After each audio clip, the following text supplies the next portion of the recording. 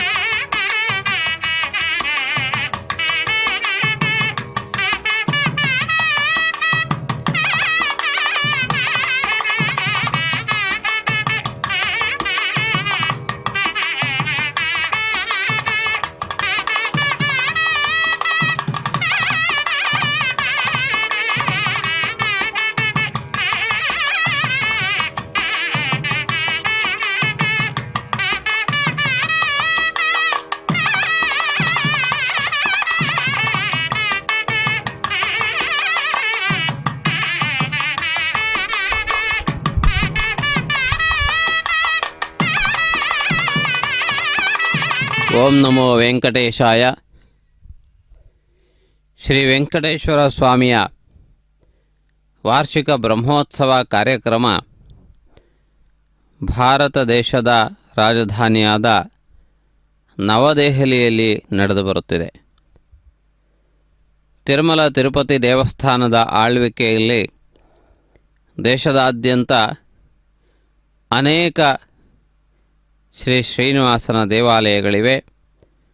ಅಂತಹ ದೇವಾಲಯಗಳಲ್ಲಿ ನವದೆಹಲಿಯ ಶ್ರೀ ವೆಂಕಟರಮಣನ ದೇವಾಲಯವೂ ಒಂದಾಗಿದೆ.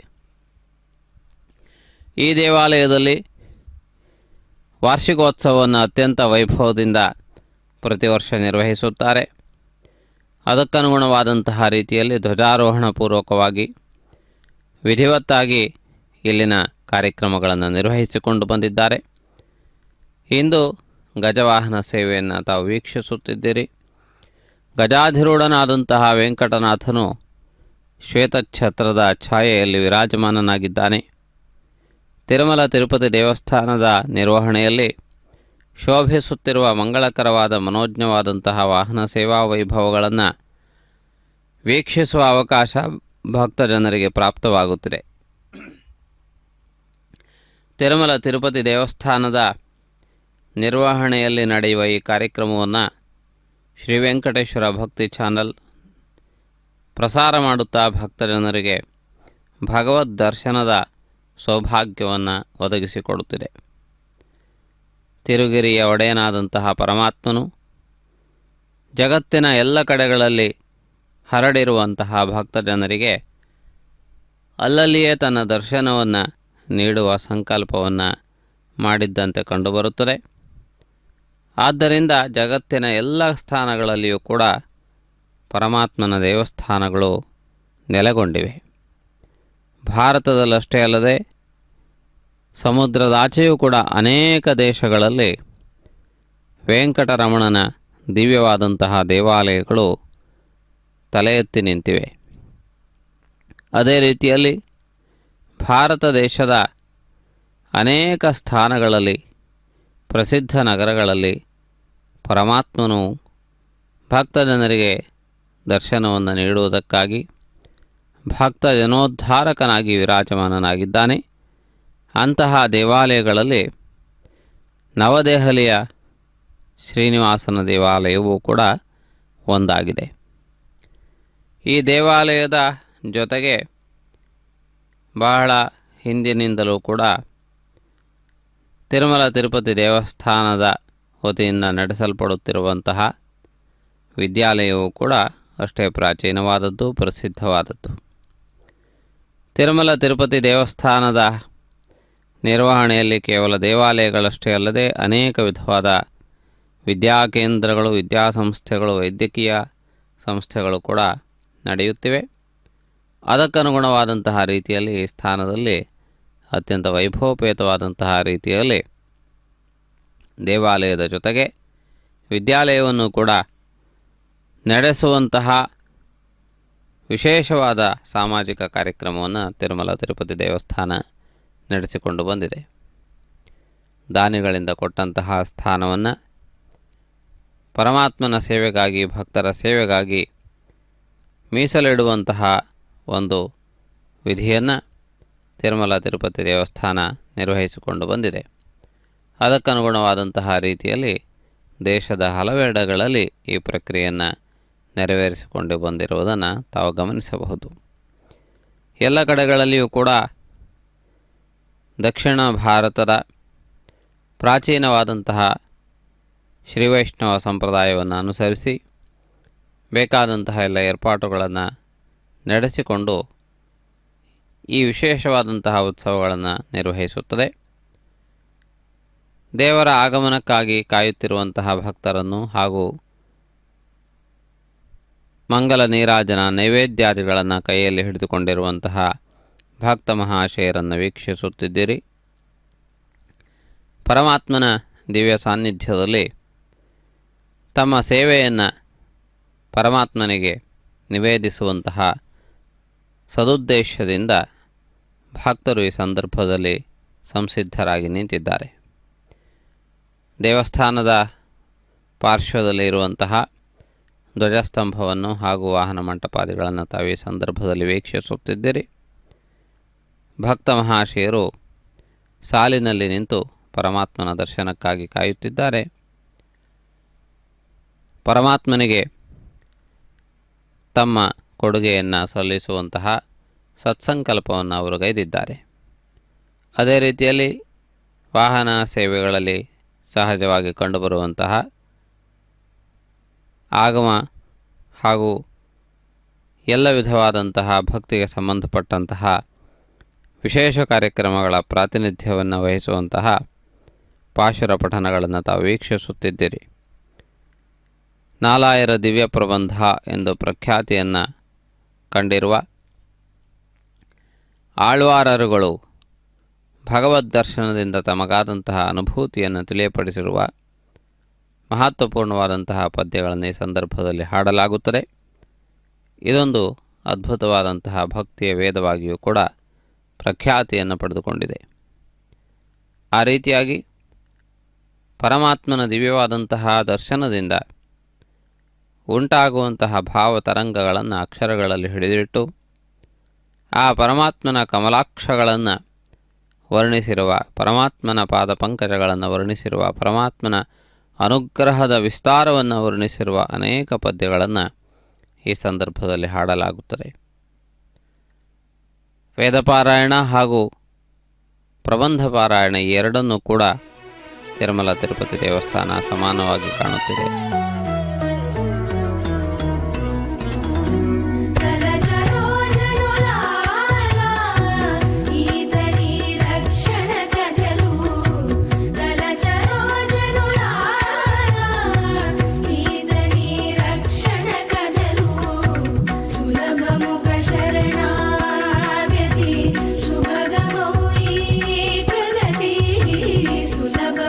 ಶರಣಾಗತಿ ಶುಭಗ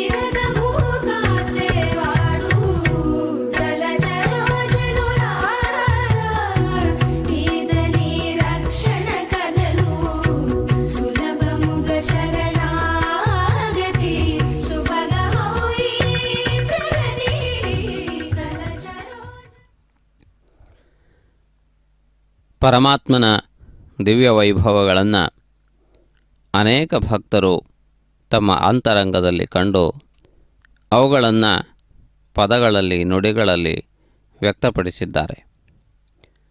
ಪರಮಾತ್ಮನ ವೈಭವ ವರ್ಣನೆಗೆ ಭಾಷೆಯ ನಿರ್ಬಂಧವಿಲ್ಲ.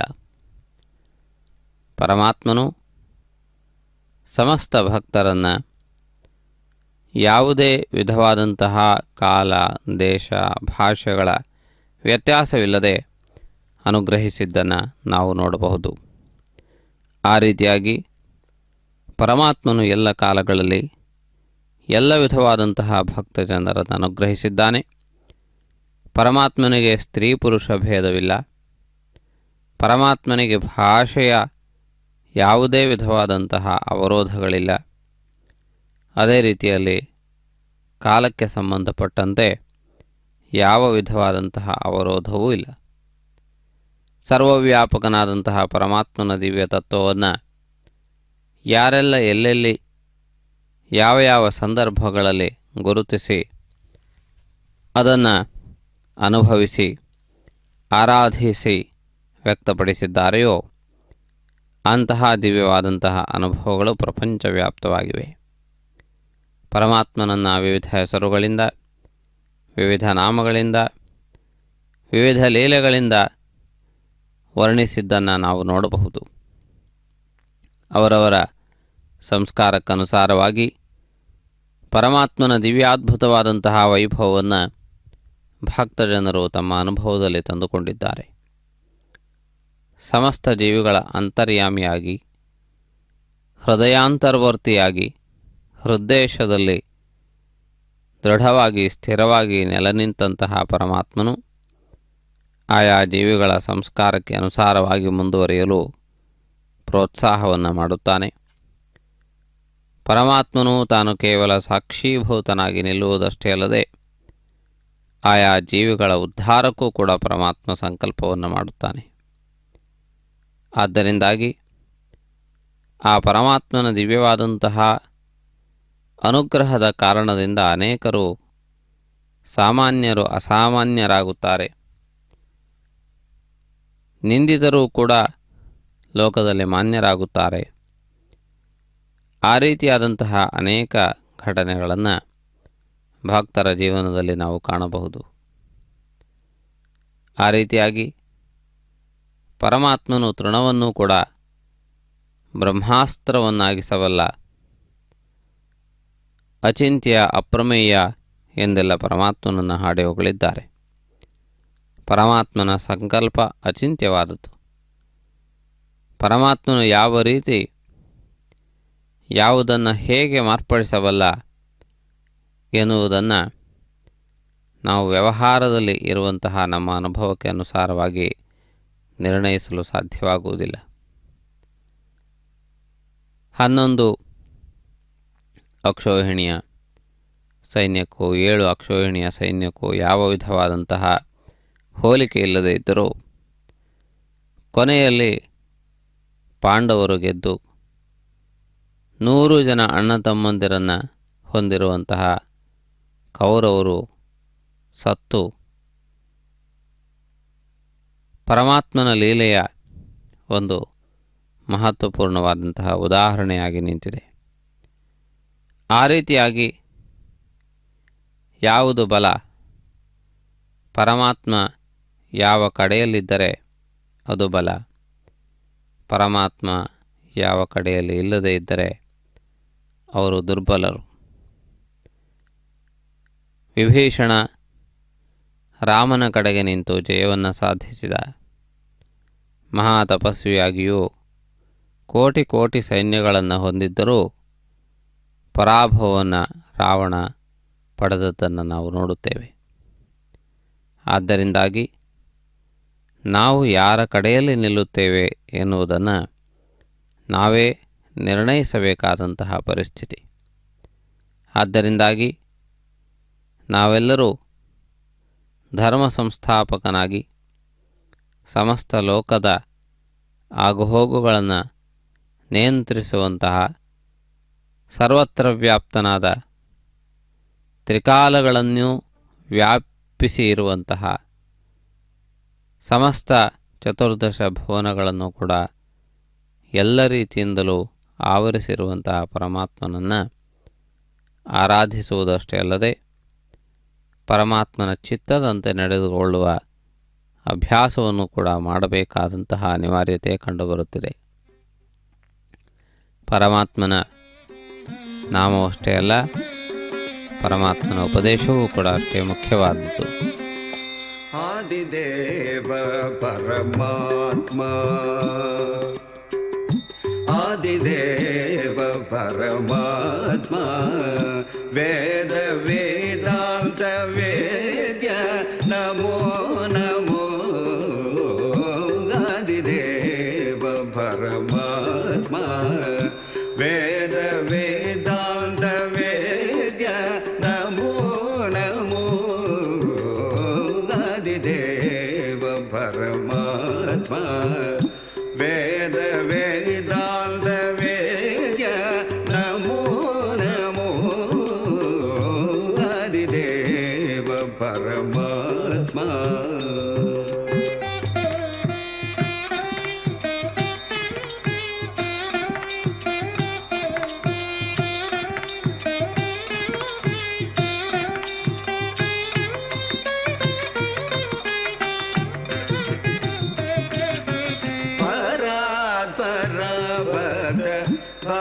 ಭವಭಂಜನ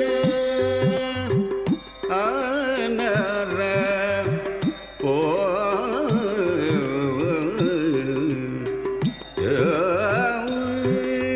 ಪರಾತ್ಪರ ಭಕ್ತ ಭವಭಂಜನ ಚರ ಚರಲೋಕ ಜನಗ ನಮೋ ನಮೋ. ಪರಾತ್ಪರ ಭಕ್ತ ಭವಭಂಜನ ಚರ ಚರಲೋಕ ಜನಗ ನಮೋ ನಮೋ. ಆದಿದೇವ ಪರಮಾತ್ಮ, ವೇದ ವೇದಾಂತ ವೇದ್ಯ ನಮೋ ನಮೋ. ಆದಿದೇವ ಪರಮಾತ್ಮ.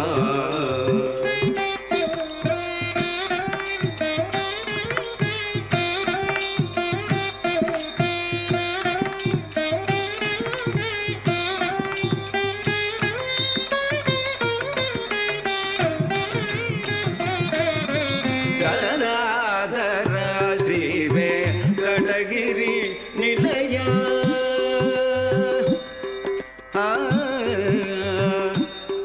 ಓ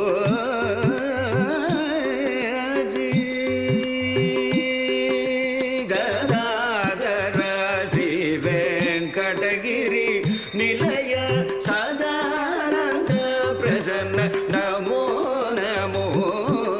ಗದಾಧರ ಶ್ರೀ ವೆಂಕಟಗಿರಿ ನಿಲಯ ಸದಾನಂದ ಪ್ರಸನ್ನ ನಮೋ ನಮೋ. ಆದಿದೇವ ಪರಮಾತ್ಮ, ವೇದ ವೇದಾಂತ ವೇದ್ಯ ನಮೋ ನಮೋ. ಆದಿದೇವ ಪರಮಾತ್ಮ, ವೇದ ವೇದ